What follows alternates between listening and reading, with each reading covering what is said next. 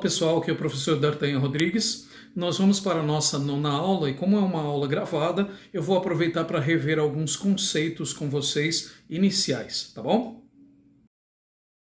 Então, o primeiro e mais importante conceito que nós devemos ver é esse do triângulo do inglês. Lembrando que o inglês simples, né, o básico, intermediário, avançado, ele sempre vai funcionar dentro desse triângulo presente, passado, futuro, qualquer estrutura que você for usar. Então, se você tem am, is ou are na sua sentença, que é o exemplo da esquerda, é ele, no caso do meu exemplo, are, que vai vir para frente para mostrar que é uma pergunta e carregar a negativa para mim, fechando o triângulo.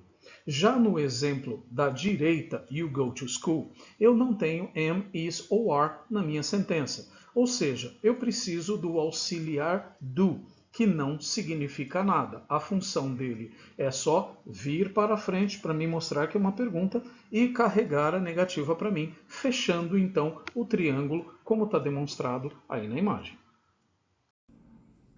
Então, galera, o que é necessário para eu começar a me comunicar em inglês? Vocês já viram várias coisas. Vocês escreveram sua rotina, falaram sobre sua rotina, falaram sobre sua descrição física, como vocês são, o que vocês vestem, falaram da casa de vocês lá usando o there is e there are para falar sobre a existência de alguma coisa, né? Falaram sobre descrição física, isso. Até agora nós falamos sobre mim, né? Falamos sobre esse eu lírico, falamos do eu.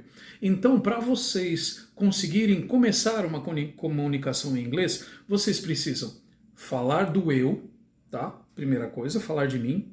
Depois, falar do outro. E então, falar do ontem. Certo? Se vocês têm esses três pontos, esses três passos, vocês começam a desenvolver uma boa comunicação em inglês. Lógico, vocês não serão oradores, mas vocês conseguirão se virar bem em inglês. Tá bom? Agora, como a gente terminou de ver a estrutura do triângulo lá, que eu falei para vocês que o inglês funciona sempre dentro dessa estrutura, nós vamos começar a ver essa estrutura e vamos ver tudo que nós vimos até agora, só que falando do outro, tá bom? Então, é uma aula que vocês precisam prestar bastante atenção, certamente ocorrerá dúvidas, vocês terão dúvidas, então vocês falem comigo pelo chat, tá legal? Então, galera, agora eu quero apresentar três partes para vocês e uma sentença engraçada, para que nós possamos começar a falar sobre a terceira pessoa. Então aqui tem o meu amigo Sheldon. O meu amigo Sheldon, ele tem um chaveiro de zinco e ele perdeu esse chaveiro de zinco lá na Xerox, lá na copiadora. Então vejam que eu tenho essa frase: o chaveiro de zinco do Sheldon sumiu na Xerox. Se vocês prestarem atenção, há algumas letras em vermelho, que eu deixei em vermelho propositalmente, para que nós possamos falar sobre a terceira pessoa. Ou seja, vocês não precisam pensar em regras gramaticais muito complicadas, se vocês lembrarem dessa frase, que o chaveiro de zinco do Sheldon sumiu na Xerox. Para eu demonstrar para vocês que vocês não precisam pensar em regras gramaticais, eu vou mostrar para vocês como que é a regra, né, gramatical na terceira pessoa. A regra é desse jeito, pessoal. Então, quando o verbo na terceira pessoa do singular, ou seja, he, she ou it, he para ele, she para ela, it ele ou ela para coisas, né, animais. Os verbos terminados em o, ch, z, sh, s e x são acrescidos de es.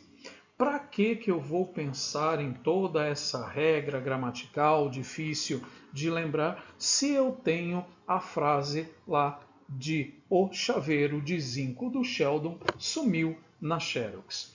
Agora eu deixo alguns exemplos para vocês de verbos terminados com essas letras. É lógico, existem outros verbos também terminados com essas letras, mas esses são só para a gente começar, para dar o exemplo, ok? Então, já que eu tenho esses verbos, já demonstrei esses verbos para vocês, vamos continuar falando do Sheldon, ou seja, vamos continuar falando do outro. Então vejam, um pequeno histórico aí do Sheldon, uma pequena rotina do Sheldon. He goes to school in the morning. In the afternoon, he watches his favorite cartoon and he fixes computers. At night, he kisses his wife and he smashes some potatoes for dinner. In the kitchen, a fly whizzes in his ear all the time. Quer dizer, eu usei todos os verbos falando do Sheldon, ou seja, ele, tá? He, no caso. Verbo to go, veja, coloquei S. Verbo ir. Verbo to watch, assistir, coloquei S. To fix, consertar, ES. To kiss, beijar, ES também. Smash, amassar, esmagar, também ES. E o whiz, que é fazer zumbido ali, como Raul Seixas falava, zumbizar ali no ouvido dele todo o tempo. Tá, gente? Então, como vocês podem ver, são verbos terminados naquela frase, com as letras daquela frase do Sheldon. Tá legal? Então, galera, vocês viram que a gente não precisa usar a gramática, tá? Para falar na terceira pessoa. Não precisa usar aquela gramática pesada que ninguém gosta. É só pensar na frase do Sheldon. Agora, como nós vimos lá no início, vocês vão ver de novo a forma triangular, mas usando a terceira pessoa, tá bom? Novamente, é importante a gente lembrar dessa forma triangular, porque, como eu já disse e repito, o inglês funciona dentro desse triângulo, seja do mais simples ao mais avançado, presente, passado e futuro, vai sempre funcionar dentro desse triângulo. Vamos ver então como esse triângulo fica agora na terceira pessoa. Pessoal, então vamos lá, começando de novo com a frase do Sheldon. O chaveiro de zinco do Sheldon sumiu na Xerox. É sempre importante vocês lembrarem dessa frase. Veja que, então, he goes to school in the morning. Verbo to go, ou seja, o verbo to go terminou em o, eu coloquei es nele, né, no verbo to go. Beleza, não tenho am, is ou are para fazer a minha pergunta, nem para carregar a minha negativa. Como nós já vimos, é necessário o auxiliar do para fazer isso. Só que estou falando da terceira pessoa. O auxiliar do termina em o. Então, o que eu vou fazer com o auxiliar do? Vou colocar es no auxiliar do. Porém, agora um detalhe muito importante. O auxiliar do, ele é ladrão. A partir dessa aula, tudo que acontecer com o verbo, toda e qualquer mudança que acontecer com o verbo, o auxiliar do vai roubar. Vamos ver como é que fica então? Ele vem para frente para fazer a minha pergunta, porém ele roubou o ES do go. Olha lá como é que fica. Então a pergunta vai ficar: Does he go to school in the morning? Ficou does, então o go perdeu o ES. A mesma coisa acontece na negativa, que fica he does not go to school in the morning. Alguns alunos me perguntam, professor, o que é mais certo falar? Does not ou doesn't? Vejam, os dois são a mesma coisa. Tá? Eu sempre falo para os alunos que eles decidam como falar. Se fica mais fácil para você, se soa melhor dizer does not, você pode falar então does not. E o inverso também é verdadeiro. É mais fácil doesn't para você? Ok, use o doesn't. Beleza, gente? Então veja, lembrem-se, o auxiliar do é ladrão. Ele apareceu na sentença, ele vai roubar tudo o que acontecer com o verbo. Tá legal, pessoal, mas vocês vão chegar para mim e vão dizer assim: peraí, professor, mas não tem só verbos terminados em O, CH, Z, SH, S e X.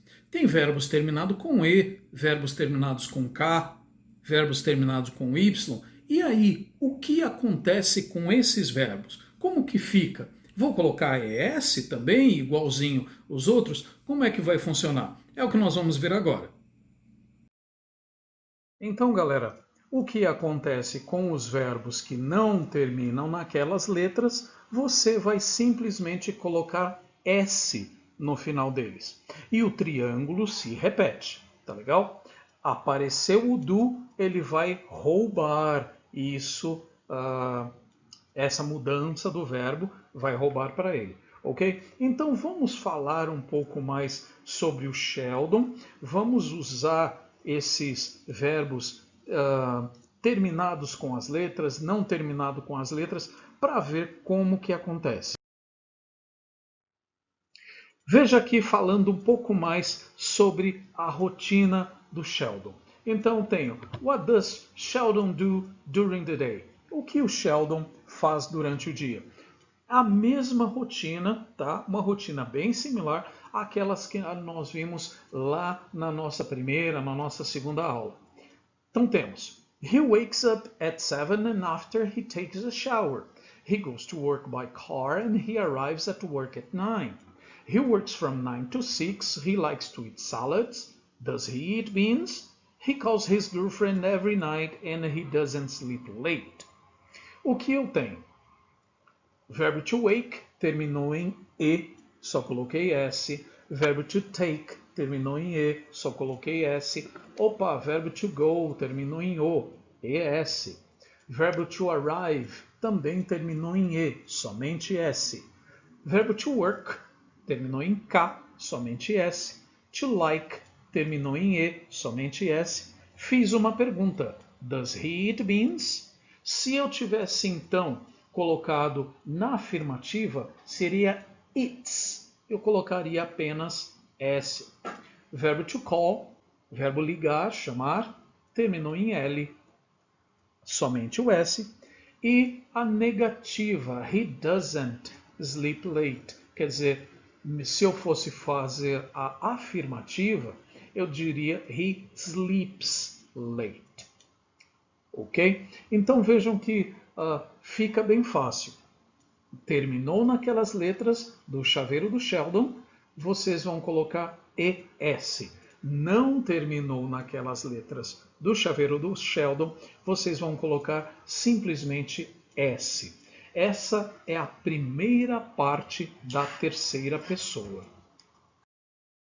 Olá, galera! Agora eu apareço aqui no cantinho do vídeo de vocês. Então a atividade é Talk about the routine of a person you know. Ou seja, fale a respeito da rotina de uma pessoa que você conhece. O que eu gostaria que vocês fizessem então? Pode ser um parente de vocês, podem ser um artista, um cantor, uma cantora, pode ser um personagem de um filme, um super-herói que vocês gostem. Vocês vão colocar a foto desse super-herói, desse parente, dessa pessoa, lá no canal da aula, tá? Canal que já está aberto.